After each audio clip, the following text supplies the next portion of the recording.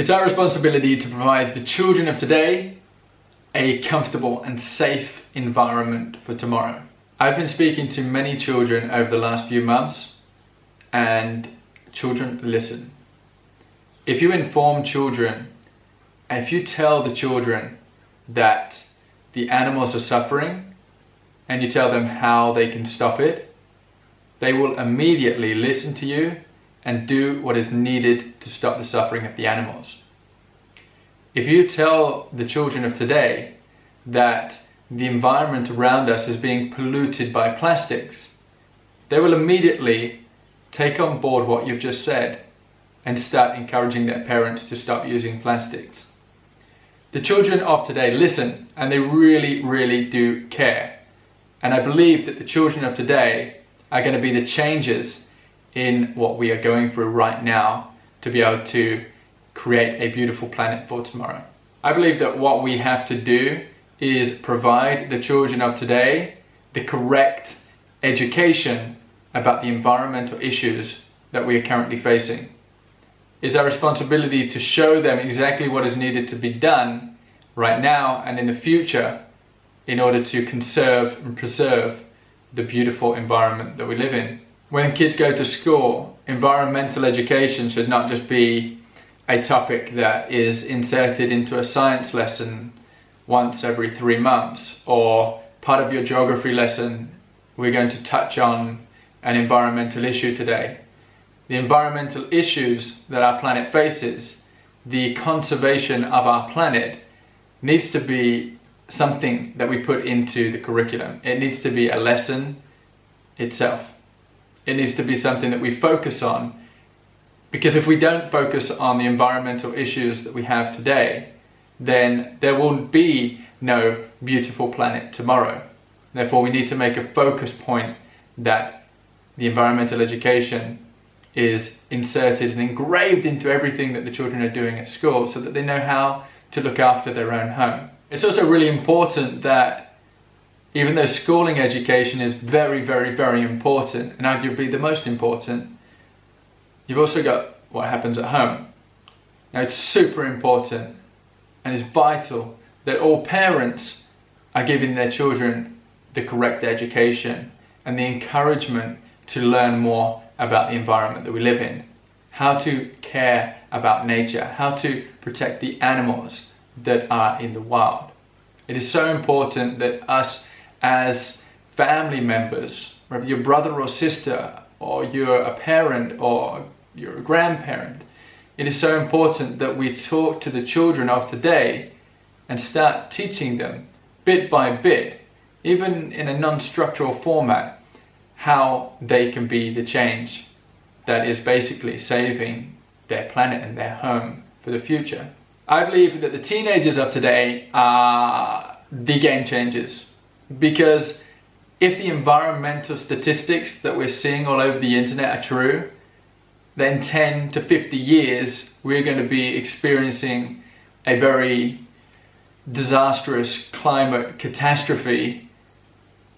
Then in 10 to 50 years, it is the teenagers of today, the 13 to 18-year-olds, that will be the leaders in business, that will be the people running the big organizations and the small businesses.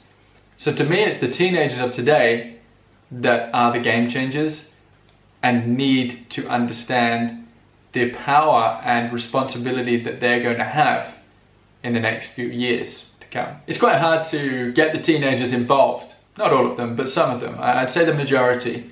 Because I know when I was a teenager, if someone was talking to me about my responsibility to care for the nature outside, it wasn't really something that I jumped on board with. It wasn't something that well, first of all, it wasn't something that I was told to be conscious about.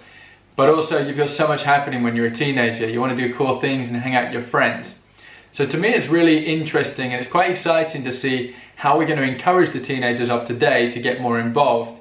And that's kind of my focus point right now, is trying to encourage the teenagers to realize it's not about being cool or not cool. It's just about giving a crap about the planet that we've got and just standing up and doing something. It doesn't take much time to actively do one good thing a day for the environment that we live in. So I'm excited to see where we go with this one, and I'm really excited to just see how the ways that children and adults are acting, to see if this encourages the teenagers to get involved as well, because I think it will, and I hope it does. So how do we create change? We know there's lots of things that you can do in order to protect the world around you. You know, there's going vegan, there's being zero waste, there's being climate activist, there's not flying, there's not idling your cars, there's looking after wild animals that need protecting and rewilding animals, and there's so many different things that you can do, and it can be quite overwhelming. And I think that's probably why one of the reasons a lot of people do not act is because most people don't know where to start. They don't know where they can just walk out of their door and say, okay, today I'm going to do this. So I think, and I'm just going to put it out here now, that it really doesn't matter where you start. You can start at the most positively impactful thing there is, or you can start at something that is kind of good, but it's not the biggest positive impact you could have on the planet. And it really doesn't matter. In my eyes, it doesn't matter. It's just about starting. If you want to reduce plastic in your life, you can start by taking off plastic bottles from your daily routine and changing that to a reusable bottle.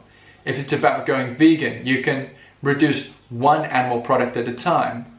Or if it's about changing the way you contribute to air pollution, then it can be not going in your car every time you need to go to the shops. It really can be small changes that make a big difference in the long run. So when it comes to worrying about where you need to start, my advice is just start anywhere. Don't worry what other people are doing. Just do one thing at a time, and this is going to add up in the long run to a huge, huge change. So I've talked a lot about children and about how children can change the world and how teenagers can change the world. But I also think the adults of today have a huge responsibility, and that is because the children of today and the teenagers of today are listening to the adults of today.